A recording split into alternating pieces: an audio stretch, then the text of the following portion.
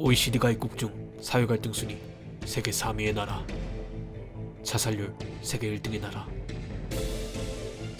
OECD 출산율이 최저인 나라, 바로 대한민국입니다.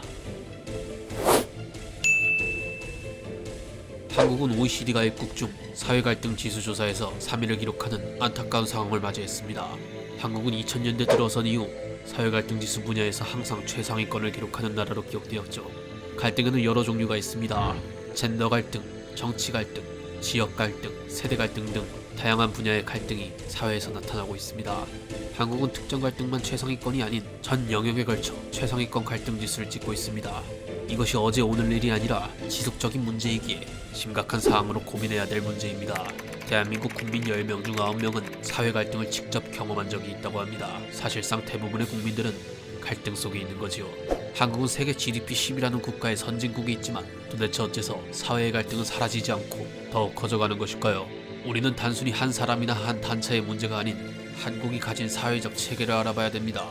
한국은 광복과 6.25 전쟁 이후에 나라 국간이 거덜날 정도로 찢어진 가난 속에 살았습니다. 특히 6.25 전쟁으로 인한 공장, 도로, 발전소 등 사회에 필요한 기본 인프라는 모두 파괴되었고 국토는 폐허 상태였었죠. 그 당시 1인당 국민 총생산이 65달러뿐인 세계 최빈국이었습니다. 미래가 없는 국가로 불리던 이때 한국을 경제 대국으로 발전시킬 한 남자가 등장합니다. 바로 대통령 박정희. 국민들을 가난에서 탈출시키게 하기 위해 경제개발 5개년이라는 국가 정책을 펼칩니다. 선진국이 밟아온 길을 대한민국은 짧은 시간 안에 쫓아가겠다는 정책입니다. 박정희 정부 주도로 1962년부터 1996년까지 총 7차례에 걸친 경제발전 계획이죠. 자원, 인력, 기술, 이 세 개가 국가 발전의 필연적인 조건입니다. 우리가 흔히들 알고 있는 선진국들이 과거에는 자원을 위해 전쟁을 했고 노동자를 싸게 얻기 위해 노예를 만들었으며 현재는 기술을 얻기 위해 노력하고 있죠.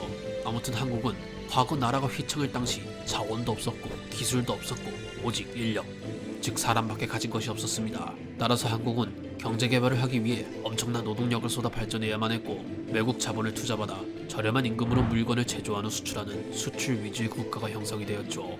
인력이 곧 국력이었기에 높은 노동력을 요구하는 시장의 분위기가 형성이 됩니다. 그렇게 한국은 저렴한 임금을 바탕으로 유례없는 고속 성장을 이루게 되고 국민들의 교육 수준 또한 하루가 다르게 높아지게 됩니다. 과거에는 다 같이 못 살던 사회에서 이제는 하나둘씩 성공하는 사람들이 나타나게 되었죠. 그렇게 소비 수준 또한 격차가 커지게 됩니다. 이 과정에서 부의 양극화가 나타나게 되고 그렇게 한국은 자본주의의 문화를 받아 성공에 대한 열망이 더욱 커지게 되었죠. 특히 1990년대 이후로 한국의 임금 수준이 높아지게 되자 임금을 부담하기 힘들어 여러 명이 할 일을 한 명에게 몰아주는 말 그대로 인력을 갈아 넣는 사회의 분위기가 국가와 기업의 발전이라는 명분 아래 은밀히 이뤄지고 있었죠. 낮은 비용으로 높은 효율을 내기 위해 여러 기업들은 높은 노동시간을 요구했고 그렇게 한국은 노동시간이 긴 사회가 아직까지 유지되고 있습니다. 급격한 사회의 성장으로 인한 부작용이 갈등으로 나타나기 시작합니다. 과거에는 풍부한 노동력 하나만 있으면 직장을 구할 수 있던 시대에서 넘어온 기성세대와 디지털 기술 세계에서 넘어온 젊은 세대들과 대립이 일어나게 되죠. 10년 사이마다 국가는 하루가 다르게 발전이 되어 있었고 교육 수준의 격차가 심하게 났기에 서로가 자라온 환경을 존중하지 못하고 이해하지 못하는 생각의 차이가 발생하게 됩니다. 특히나 한국은 2000년대 이후로 경쟁사회, 즉 남을 제치고 내가 올라가야 성공하는 시대가 되면서 도덕적인 됨됨이보다 성공의 가치를 우선시하는 사태가 만연해지고 있었죠. 청년 세대들은 어린 시절부터 학력 경쟁 등 무한 경쟁 속에 살아남기 위해 치열한 경쟁 사회에 서 있게 되고 경쟁에 뒤처지는 사람들은 나고 자라는 프레임이 씌워지면서 서로가 서로를 원망하는 사회가 형성이 되고 있습니다. 그렇게 누구를 원망하고 누구를 미워해서 깎아내려야 본인이 살아남는 구조가 아직도 남아있기에 자신의 이득을 보기 위해서 남을 깎아내리고 비난하는 일들이 많아지고 있습니다. 자신의 분노와 고통의 원인을 자신 스스로나 인간의 힘으로 해결할 수 있는 것에서 찾는 것이 아니라 눈에 보이는 타인이라고 생각하면 해결될 것이라는 인식 때문이죠. 또한 디지털 정보 시대에 혐오 또한 금전적인 이득을 얻을 수 있기에 갈등을 일부 세력이 조정하기도 합니다. 이들에게 혐오 또한 돈이 되기 때문이죠.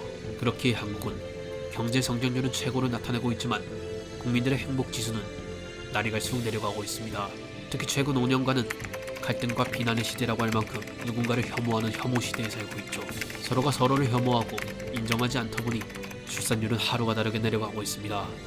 과거에는 인력이 국력이었기에 출산을 장려했지만 현대화가 진행되고 인력보다 기술력인 시대가 오니 청년 세대들이 희망과 미래를 잃어버리면서 출산과 결혼을 하지 않게 되고 있습니다. 남녀 모두 서로가 서로를 미워하는 상황이 되었죠. 그렇게 한국은 인구가 감소하면서 엄청난 초고령화 사회에 접어들고 있습니다.